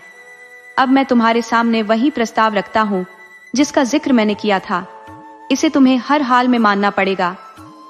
हबीब ने दिल की तेज धड़कन के साथ सिर झुकाकर कहा, हुक्म फरमाए। पहले यह वादा करो कि तुम इसे मानोगे। मैं तो आपका एक मामूली गुलाम हूं। नहीं, तुम मेरे मालिक हो। तुम मेरी जिंदगी की राशनी हो। तुमने मुझे जितना दिया है उसका हिसाब लगाना भी मुश्किल है।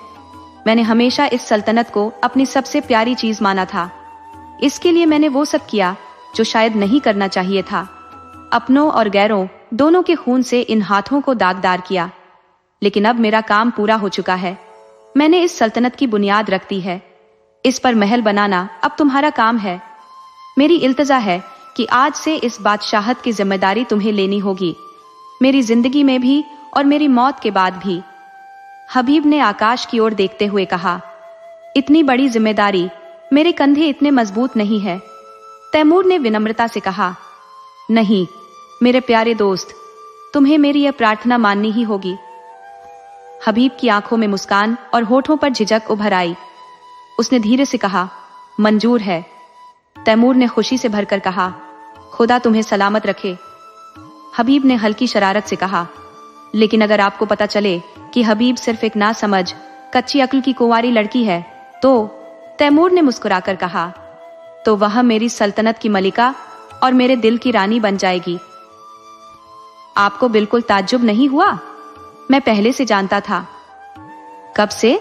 जब तुमने पहली बार अपनी जालिम आंखों से मेरी तरफ देखा था। मगर आपने इसे छिपाया कैसे? तुमने ही सिखाया। शायद यहां मेरे अलावा कोई और इस सच को नहीं जानता। आपने मुझे पहचान लिया, मगर कैसे? तैमूर ने मोहक नजरों से उसकी तरफ देखकर कहा, यह मैं कभी नहीं बताऊंगा। यही हबीब बाद में तैमूर की बेगम हमीदा के नाम से मशहूर हुई। दोस्तों, आपको कहानी कैसी लगी अपने सुझाव कमेंट करना न भूले। तो चलिए आज की अगली कहानी शुरू करते हैं।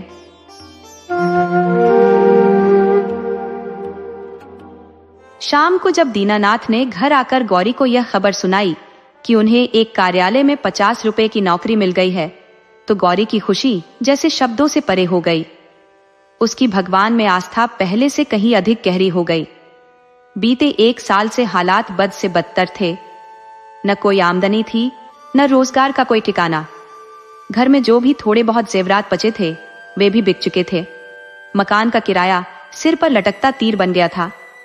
जिन दोस्तों से उधार लिया जा सकता था उनसे पहले ही मदद ली जा चुकी थी। साल भर का मासूम बच्चा दूध के लिए बिलखता रहता था। एक वक्त की रोटी मिल जाती तो दूसरे वक्त की चिंता सताने लगती। कर्जदारों के तकाजों ने दीनानाथ का बाहर निकलना दूभर कर दिया था। घर से बाहर पांव रखते ही हर तरफ से ताने बरसते। कोई कहता, वाह बाबूजी, 2 दिन का वादा करके गए थे और अब 2 महीने से सूरत नहीं दिखाई। कोई दूसरा बोल उठता, भाई साहब, ये तो सरासर गलत है। अपनी जरूरत समझते हो पर दूसरों की मजबूरी का ख्याल नहीं रखते। इन कड़वे शब्दों से दीनानाथ का दिल छलनी हो जाता। कई बार तो उनका मन करता कि इस जीवन का अंत कर ले, मगर गौरी और उस नन्हे मासूम को देखकर अपने इरादे बदल देते। लेकिन आज जैसे भगवान ने उन पर कृपा कर दी हो। कठिन दिन अब शायद पीछे छूट चुके थे। गौरी ने चेहरे पर मुस्कान लाते हुए कहा, मैंने कहा था ना, भगवान सबकी सुनते हैं। वो हमारी भी सुने बिना नहीं रहेंगे। लेकिन तुमको तो विश्वास ही नहीं था। बोलो, अब तो मानते हो कि भगवान दयालु हैं? दीनानाथ ने जिद्दी स्वर में कहा, ये मेरी मेहनत और कोशिश का फल है। भगवान की इसमें क्या मेहरबानी। भगवान की कृपा तब मानता जब वो छप्पर फाड़कर भेज देते। हालांकि दिल के भीतर कहीं गहराई में भगवान के प्रति श्रद्धा की एक लौ जलने लगी थी। दीनानाथ का मालिक एक सख्त मिजाज का व्यक्ति था। उसकी उम्र लगभग 50 साल थी और सेहत भी कोई खास नहीं थी, मगर काम के मामले में वह किसी को भी पीछे छोड़ देता। उसकी नजरों से बचकर कोई भी कर्मचारी न तो एक पल देर से आ सकता था, न ही जल्दी जा सकता था। बीच में केवल 15 मिनट का अवकाश मिलता, जिसमें कोई पान खा ले, सिगरेट पी ले या चाय नाश्ता कर ले। इसके अतिरिक्त एक पल की भी फुर्सत नहीं मिलती थी। वेतन हर महीने की पहली तारीख को मिल जाता था। त्योहारों पर कार्यालय बंद रहता था और तय समय के बाद कभी अतिरिक्त काम नहीं लिया जाता था। कर्मचारियों को बोनस और प्रोविडेंट फंड की भी सुविधा थी। इसके बावजूद कोई भी कर्मचारी वास्तव में संतुष्ट नहीं था। काम या समय की पाबंदी को लेकर किसी को शिकायत नहीं थी। असल शिकायत थी मालिक के रूखे और भावहीन स्वभाव से। चाहे कितना भी मन लगाकर मेहनत कर लो, जान भी खपा दो, लेकिन बदले में एक शाबाश या सराहना का शब्द भी सुनने को न मिलता। हालांकि जहां अधिकांश कर्मचारी स्वामी से असंतुष्ट थे, वहीं दीनानाथ को इस बात की कोई परवाह नहीं थी। चाहे उसे कितनी ही डांट फटकार क्यों न मिलती, वह पूरे मनोयोग से अपना काम करता रहा। 1 साल के भीतर उसने अपने सभी कर्ज चुका दिए और थोड़ी सी पूंजी भी जमा कर ली।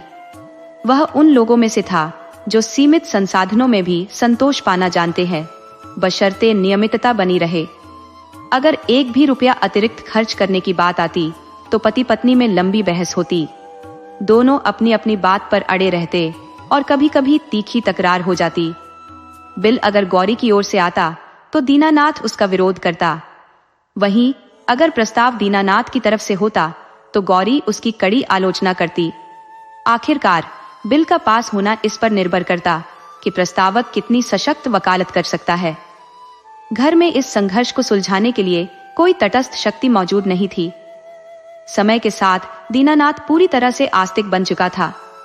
अब उसे ईश्वर की कृपा और न्याय पर कोई संदेह नहीं था। वह नियमित रूप से गीता का पाठ करता और ईश्वर की भक्ति में लीन रहता। एक दिन जब उसके नास्तिक मित्र ने ईश्वर के अस्तित्व पर कटाक्ष किया तो उसने कहा, भाई, ईश्वर है या नहीं यह तय करना मुश्किल है। दोनों पक्षों के पास मजबूत तर्क है, लेकिन मेरे हिसाब से आस्तिक होना नास्तिक होने से कहीं बेहतर है। अगर ईश्वर है तो आस्तिक को लाभ ही लाभ है और अगर नहीं भी है तो क्या फर्क पड़ता है, बस कुछ मिनटों का समय ही तो जाता है। उसके मित्र ने इस दलील को सुनकर नाक भौं सिकोड़ी और चुपचाप वहां से चला गया। एक शाम जब दीनानाथ दफ्तर से घर जाने की तैयारी कर रहा था, तभी मालिक ने उसे अपने कमरे में बुलवाया। बड़े अदब से उसे कुर्सी पर बैठने का आग्रह किया और कहा, तुम यहाँ काम करते हुए कितना वक्त हो गया? साल भर तो हो ही गया होगा। दीनानाथ ने विनम्रता से उत्तर दिया, जी हाँ, 13वां महीना शुरू हो चुका है। स्वामी ने फिर पूछा, आराम से बैठो, घर जाते ही चाय पानी करते हो? जी नहीं, मैं ऐसे आराम का आदी नहीं हूँ। स्वामी ने मुस्कुराकर कहा, पान वान तो खाते ही होगे? इतनी कम उम्र में इतना संयम देखकर हैरानी होती है। ये कहकर उसने घंटी बजाई और अर्दली से पान और मिठाई मंगवाई। दीनानाथ को भीतर ही भीतर शंका हो रही थी, आज यह व्यवहार इतना बदला बदला क्यों है? जो आदमी एक नमस्ते तक का जवाब नहीं देता, वह आज मिठाई और पान क्यों परोस रहा है? लगने लगा कि शायद मालिक अब मेरे काम से संतुष्ट हो गए हैं। इस ख्याल ने दीनानाथ के भीतर थोड़ी उम्मीद जगाई और उसने ईश्वर का स्मरण किया। सोचने लगा, सच में परमात्मा सर्वज्ञ और न्यायकारी है, वरना कौन उसकी परवाह करता। अर्दली मिठाई और पान लेकर आया। दीनानाथ ने स्वामी के आग्रह पर मिठाई खाना शुरू किया। स्वामी ने हल्के से मुस्कुराते हुए कहा, शायद तुमने मुझे बहुत सख्त पाया होगा। दरअसल यहाँ अभी तक लोगों में जिम्मेदारी का इतना अभाव है कि अगर अफसर थोड़ी भी नरमी दिखाए तो वे उसका गलत फायदा उठाने लगते हैं और काम बिगड़ने लगता है। कुछ ऐसे भाग्यशाली भी हैं जो अपने कर्मचारियों से घुल मिलकर रहते हैं, उनसे हंसी मजाक भी करते हैं, लेकिन उनके कर्मचारी बिगड़ते नहीं बल्कि और मेहनत से काम करते हैं। मुझ में यह कला नहीं है, इसलिए मैंने अपने आदमियों से थोड़ी दूरी बनाकर रखना ही उचित समझा है। इस नीति से मुझे अब तक कोई नुकसान नहीं हुआ, लेकिन मैं हर किसी का व्यवहार और स्वभाव परखता रहता हूँ। तुम्हारे बारे में मैंने जो राय बनाई है वह ये है कि तुम ईमानदार और भरोसेमंद हो। इसी कारण मैं तुम्हें अधिक जिम्मेदारी का काम सौंपना चाहता हूँ। इस काम में तुम्हें खुद कम मेहनत करनी होगी, बस निगरानी का काम रहेगा। तुम्हारे वेतन में भी 50 रुपए की बढ़ोतरी होगी। मुझे पूरा भरोसा है कि तुम पहले जितनी लगन से काम करते रहे हो, उससे भी अधिक समर्पण के साथ आगे काम करोगे। दीनानाथ की आंखें छलक उठी और मिठाई खाते खाते उसका स्वाद नमकीन हो गया। उसके मन में आया कि स्वामी के चरणों में सिर झुका दे और कहे, आपकी सेवा के लिए मैं अपनी जान भी दे सकता हूँ। आपने मुझे जो सम्मान दिया है, मैं उसे निभाने में कोई कसर नहीं छोड़ूंगा। लेकिन उसका गला रूंधा हुआ था और वह केवल कृतज्ञता से भरी आंखों से स्वामी को निहारता रहा।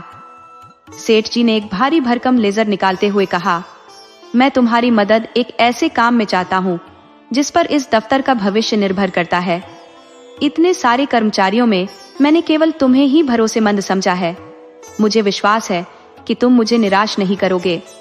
ये पिछले साल का लेजर है, जिसमें कुछ ऐसी एंट्रीज दर्ज हैं जिनके अनुसार कंपनी को हजारों का मुनाफा होता दिखता है। लेकिन तुम जानते हो, हम महीनों से घाटे में काम कर रहे हैं। जिस क्लर्क ने यह लेजर लिखा था, उसकी लिखावट तुम्हारी लिखावट से हूबहू मिलती है। अगर दोनों लिखावटें अगल बगल रख दी जाए तो भले ही कोई विशेषज्ञ हो, वह भी उनके बीच अंतर समझने में कठिनाई महसूस करेगा। मैं चाहता हूं कि तुम इस लेजर में एक नया पृष्ठ तैयार करो और उसी नंबर का पुराना पृष्ठ निकाल लो।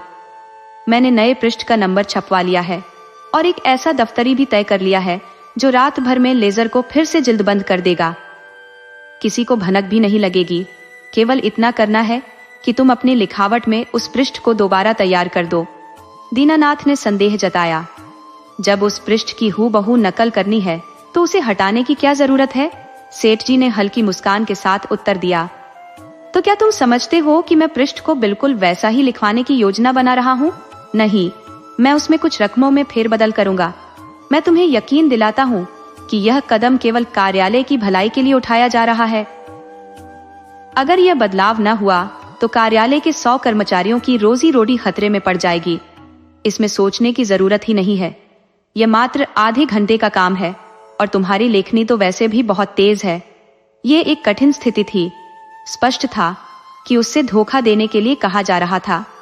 उसके पास इस बात की पुष्टि करने का कोई जरिया नहीं था कि सेठ जी जो कुछ कह रहे हैं वह कार्यालय के हित के लिए है या केवल स्वार्थ सिद्धि के लिए।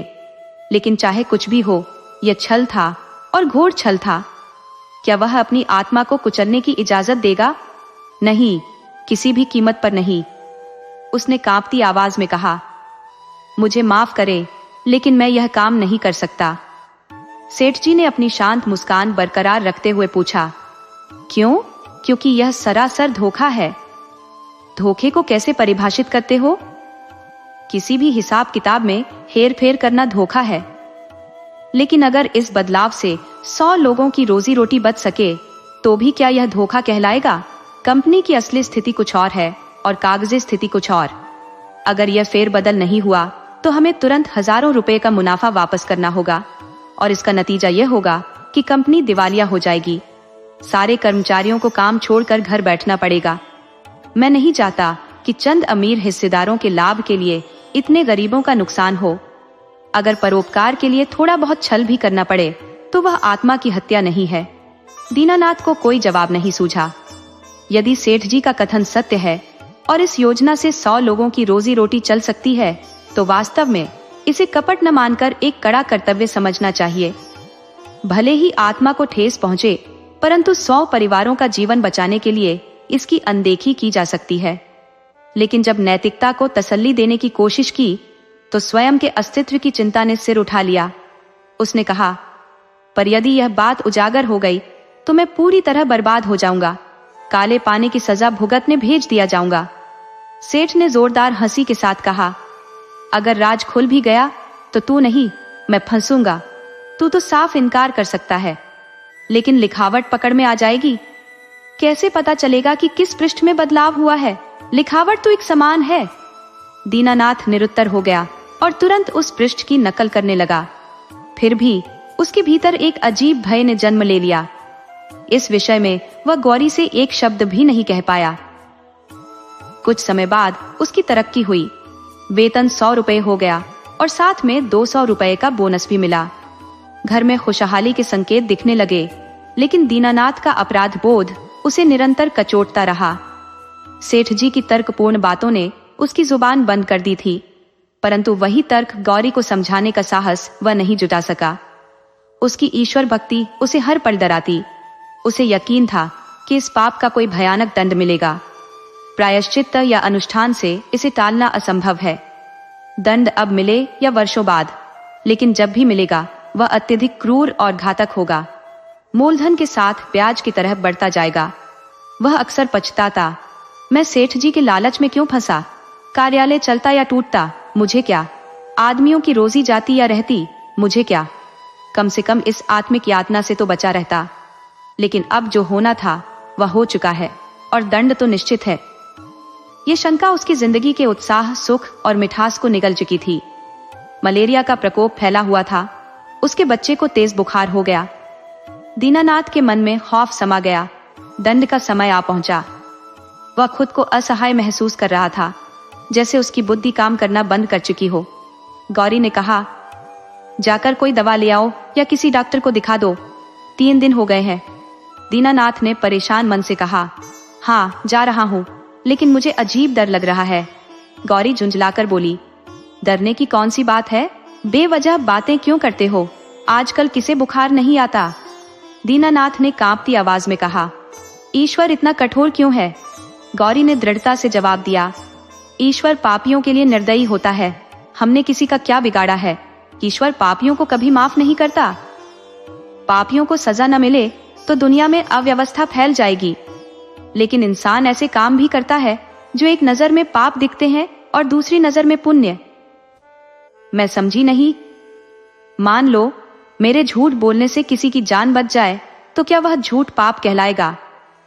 मेरे ख्याल से ऐसा झूठ पुण्य है। तो क्या हर वह पाप जिससे किसी का भला हो पुण्य माना जाएगा? और क्या? दीनानाथ की चिंतित कल्पना कुछ देर के लिए शांत हो गई। उसने डॉक्टर को बुलवाया। इलाज शुरू हुआ और बच्चा 1 हफ्ते में ठीक हो गया। मगर कुछ ही दिन बाद खुद दीनानाथ बीमार पड़ गया। उसे यकीन था कि यह ईश्वर का दंड है जिससे वह बच नहीं सकता। साधारण मलेरिया था, पर उसकी दंड की आशंका ने इसे भयंकर बीमारी का रूप दे दिया। बुखार की हालत में जैसे नशे में इंसान की कल्पनाएं बढ़ जाती हैं, वैसे ही दीनानाथ की सोचने समझने की शक्ति और तेज हो गई। उसकी पहले की शंकाएं अब उसे सच्चाई लगने लगी। उसने अपनी कल्पना में यमदूत देखे, उनके भाले और गदाएं देखी और एक जलते हुए नरक का कुआं। डॉक्टर की दी गई दवा जिसे वह पीता, उसे लगता जैसे वह यमराज की गदा के प्रहार या नरक की लपटों के सामने बेअसर है। दीनानाथ कोई मिथ्या सोचने वाला व्यक्ति नहीं था। वह पुराणों की रहस्यमय कल्पनाओं पर यकीन नहीं करता था। वह बुद्धिवादी था। ईश्वर पर उसका विश्वास भी तब पनपा जब उसकी तर्कशीलता इसे मानने को विवश हुई। लेकिन उसके विश्वास के साथ ईश्वर की दया और दंड दोनों ही आए। दया ने उसे रोजगार दिया, मान सम्मान दिलाया। अगर ईश्वर की दया न होती तो शायद वह भूखा मर जाता, पर भूखे मरने से कहीं आसान था जो वह अब झेल रहा था, एक अंतहीन दंड की आशंका। ये दंड की भावना इतनी गहराई तक जमी हुई थी मानो उसकी आत्मा और बुद्धि का हिस्सा बन गई हो।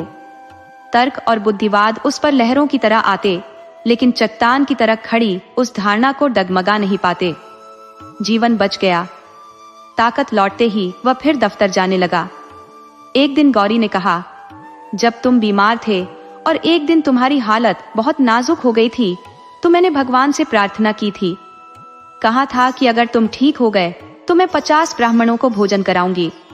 दूसरे ही दिन से तुम्हारी तबीयत सुधरने लगी। भगवान ने मेरी प्रार्थना सुन ली। दीनानाथ को कोई जवाब नहीं सूझा।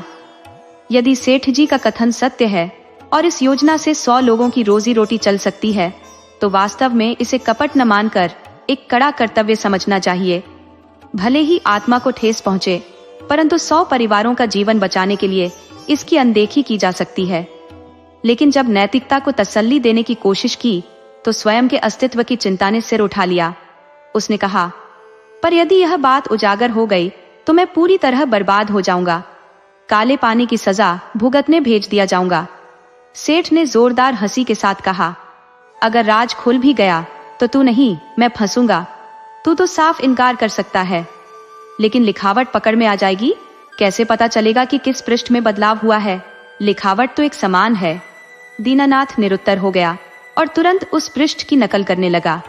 फिर भी उसके भीतर एक अजीब भय ने जन्म ले लिया। इस विषय में वह गौरी से एक शब्द भी नहीं कह पाया। कुछ समय बाद उसकी तरक्की हुई। वेतन 100 रुपए हो गया और साथ में 200 रुपए का बोनस भी मिला।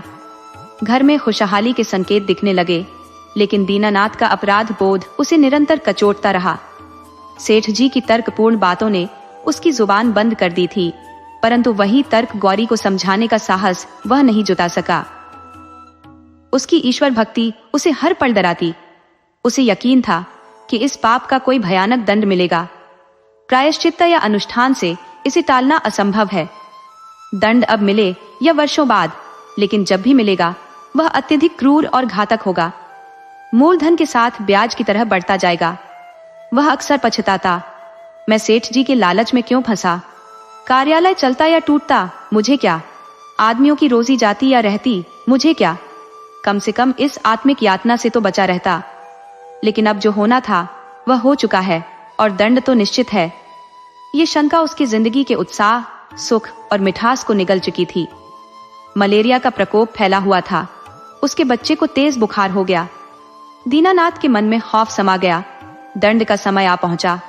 वह खुद को असहाय महसूस कर रहा था, जैसे उसकी बुद्धि काम करना बंद कर चुकी हो। गौरी ने कहा, जाकर कोई दवा ले आओ या किसी डॉक्टर को दिखा दो। 3 दिन हो गए हैं। दीनानाथ ने परेशान मन से कहा, हाँ जा रहा हूँ, लेकिन मुझे अजीब डर लग रहा है। गौरी झुंझलाकर बोली, डरने की कौन सी बात है? बेवजह बातें क्यों करते हो? आजकल किसे बुखार नहीं आता? दीनानाथ ने कांपती आवाज में कहा। ईश्वर इतना कठोर क्यों है? गौरी ने दृढ़ता से जवाब दिया, ईश्वर पापियों के लिए निर्दयी होता है। हमने किसी का क्या बिगाड़ा है? ईश्वर पापियों को कभी माफ नहीं करता। पापियों को सजा न मिले तो दुनिया में अव्यवस्था फैल जाएगी, लेकिन इंसान ऐसे काम भी करता है जो एक नजर में पाप दिखते हैं और दूसरी नजर में पुण्य। मैं समझ ही नहीं।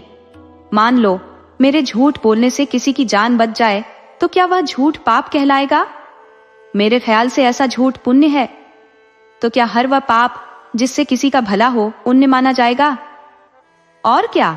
दीनानाथ की चिंतित कल्पना कुछ देर के लिए शांत हो गई। उसने डॉक्टर को बुलवाया। इलाज शुरू हुआ और बच्चा 1 हफ्ते में ठीक हो गया। मगर कुछ ही दिन बाद खुद दीनानाथ बीमार पड़ गया। उसे यकीन था कि यह ईश्वर का दंड है जिससे वह बच नहीं सकता। साधारण मलेरिया था, पर उसकी दंड की आशंका ने इसे भयंकर बीमारी का रूप दे दिया। बुखार की हालत में जैसे नशे में इंसान की कल्पनाएं बढ़ जाती है, वैसे ही दीनानाथ की सोचने समझने की शक्ति और तेज हो गई। उसकी पहले की शंकाएं अब उसे सच्चाई लगने लगी। उसने अपनी कल्पना में यमदूत देखे, उनके भाले और गदाएं देखी और एक जलते हुए नरक का कुआं। डॉक्टर की दी गई दवा जिसे वह पीता, उसे लगता जैसे वह यमराज की गदा के प्रहार या नरक की लपटों के सामने बेअसर है। दीनानाथ कोई मिथ्या सोचने वाला व्यक्ति नहीं था। वह पुराणों की रहस्यमय कल्पनाओं पर यकीन नहीं करता था। वह बुद्धिवादी था। ईश्वर पर उसका विश्वास भी तब पनपा जब उसकी तर्कशीलता इसे मानने को विवश हुई। लेकिन उसके विश्वास के साथ ईश्वर की दया और दंड दोनों ही आए। दया ने उसे रोजगार दिया, मान सम्मान दिलाया। अगर ईश्वर की दया न होती तो शायद वह भूखा मर जाता, पर भूखे मरने से कहीं आसान था जो वह अब झेल रहा था, एक अंतहीन दंड की आशंका। यह दंड की भावना इतनी गहराई तक जमी हुई थी मानो उसकी आत्मा और बुद्धि का हिस्सा बन गई हो। तर्क और बुद्धिवाद उस पर लहरों की तरह आते, लेकिन चट्टान की तरह खड़ी उस धारणा को डगमगा नहीं पाते। जीवन बच गया। ताकत लौटते ही वह फिर दफ्तर जाने लगा। एक दिन गौरी ने कहा, जब तुम बीमार थे और एक दिन तुम्हारी हालत बहुत नाजुक हो गई थी, तो मैंने भगवान से प्रार्थना की थी। कहा था कि अगर तुम ठीक हो गए तो मैं 50 ब्राह्मणों को भोजन कराऊंगी। दूसरे ही दिन से तुम्हारी तबीयत सुधरने लगी। भगवान ने मेरी प्रार्थना सुन ली। अगर उसकी कृपा न होती तो शायद मुझे कहीं भी भीख न मिलती। जाओ, बाजार से सामान लेकर आओ ताकि मैं अपनी मन्नत पूरी कर सकूं। 50 पंडितों को बुलाने का विचार है तो 100 तो पक्के आ ही जाएंगे। उसमें से 50 गरीबों को मान लो और बाकी मित्र परिचित 20-25 तो यूं ही आ जाएंगे। कुल मिलाकर 200 लोगों का इंतजाम करना होगा। मैं जरूरी सामान की फहरिस्त लिख देती हूँ। दीनानाथ ने माथे पर बल डालते हुए तीखे स्वर में कहा, तुम ये मानती हो कि मैं भगवान की दया से बचा हूँ? और क्या, मैं बचा हूँ क्योंकि मेरी जिंदगी की डोर अभी टूटी नहीं थी। ऐसी बातें मत करो, मन्नत तो पूरी करनी ही पड़ेगी। कभी नहीं, मैं भगवान को दयालु मानने से इनकार करता हूँ। तो क्या भगवान निर्दयी है? उनसे बड़ा निर्दयी कोई नहीं हो सकता। जो अपने ही बनाए हुए इंसानों को उनकी गलतियों के लिए आग के गड्ढे में धकेल दे, वह दयालु नहीं हो सकता। भगवान जितना दयालु कहलाता है उससे हजारों गुना अधिक निर्दयी है, और ऐसे भगवान की कल्पना मुझे घिनौनी लगती है। प्रेम को सबसे बड़ी ताकत कहा गया है। बुद्धिजीवियों ने इसे जीवन और संसार का सबसे बड़ा गुण माना है। व्यवहार में भले प्रेम न हो, लेकिन आदर्श रूप में प्रेम ही सच्चाई है। मगर तुम्हारा भगवान भय और दंड से पूरी दुनिया चलाता है, तो फिर उसमें और किसी जालिम में क्या अंतर रह गया? ऐसे भगवान की मैं पूजा नहीं करूंगा। जो लोग अमीर हैं, जिनके पास धन दौलत है, उनके लिए भगवान जरूर दयालु होगा, लेकिन हमारे जैसे लोगों के लिए सिर्फ डर और सजा ही दिखती है। हर जगह यही सुनाई देता है, ये मत करो वरना भगवान सजा देगा, वो मत करो वरना भगवान सजा देगा। प्रेम से शासन करना इंसानियत है, लेकिन डर से शासन करना बर्बरता है। अगर तुम्हारा भगवान आतंकवादी है तो ऐसा भगवान ना होना ही बेहतर है। मैं अपने दिल से ऐसे भगवान को निकालकर उसकी कृपा और दंड दोनों से आजाद होना चाहता हूँ। एक कठोर दंड सालों के प्रेम को खत्म कर सकता है। मान लो मैं तुम्हारे लिए हमेशा कुछ करता रहूं, लेकिन किसी दिन तुम्हें पीट दूं, तो क्या तुम मुझसे प्यार करोगी? ऐसे डरे सहमे हुए जीवन के लिए मैं भगवान का एहसान नहीं लेना चाहता। बासी भात में खुदा की साझेदारी की कोई जरूरत नहीं, और अगर तुमने इस भोज पर जोर दिया तो मैं जहर खा लूंगा। गौरी उसकी बातों से घबराई हुई, बस उसे एक तक देखती रह गई।